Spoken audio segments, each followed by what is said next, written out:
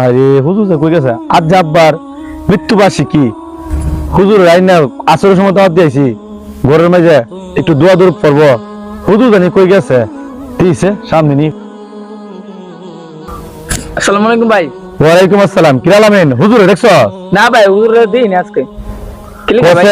হুজুর নি কোন আটকল জ্ঞান আছে নাইতে 2 দিন আগে আমি হুজুরে দাওয়াত দিয়েছি আব্বার আজ মৃত্যুবার্ষিকী এই দিন আব্বা মারা গেছেন হুজুরে কইছি হুজুর আমার ঘরে মিলাদ পড়াবেন দোয়া দরুদ পড়বেন কোন কোচ খবর নাই পুরোটা গ্যারান্টি আছে হুজুরে তো পাইতাছি না। ভাই এর কাম এইটা খাইবা আর ঘুমাইবা আর কোন কাম আছে খালি খাইবা আর ঘুমাইবা নামাজ পড়াইবা আর কোন কাম আছে?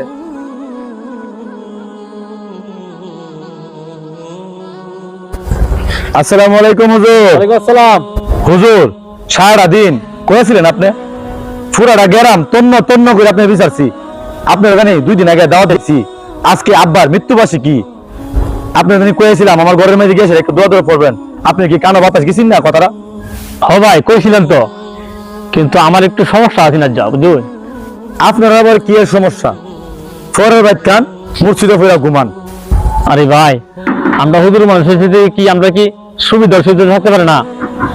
আমি একটু বাড়িতে গেছিলাম, আমার আম্মা খুব অসুস্থ বুঝলেন, এই জন্য বাড়িতে গেছিলাম, এই জন্য একদিন আমার দেখেন নাই আপনি। আরে ভাই সারা গ্রাম মিশে আপনার হুজুর মিশে লাগে, আপনার আব্বার দোয়া তো আপনি নিজেই করতারেন।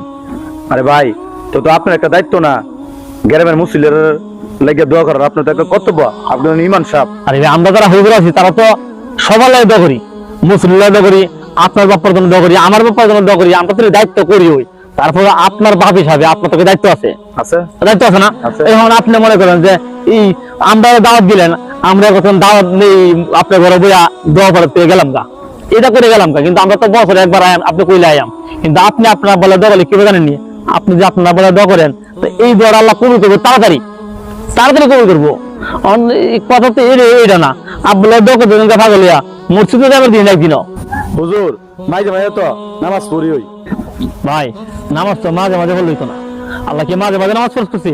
আল্লাহ 5 ওয়াক্ত নামাজ ফরজ করছে, এখন আপনি 2 ওয়াক্ত করেন 3 ওয়াক্ত করেন না, এসব নামাজ তো লইব, এসব নামাজ চলবে না। 5 ওয়াক্ত নামাজ আল্লাহ ফরজ করছে, 5 ওয়াক্ত নামাজ চলা লাগবে। 5 ওয়াক্ত নামাজ পড়া আমল লেখা ঠিক করে যদি আপনার কবে লাগে আপনি দোয়া করেন তা আল্লাহ এই দোয়া কবুল করবো। হুজুর কথাটা তো অনেক দামি কথা কইছেন, সন্তানের দোয়া যে আল্লাহ তাআলা এত তাড়াতাড়ি কবুল করে আমি তো জানি না। এখন থেকে 5 ওয়াক্ত নামাজ জামাতের সাথে পড়বো, আমার বাবার জন্য আমি দোয়া করবো হুজুর।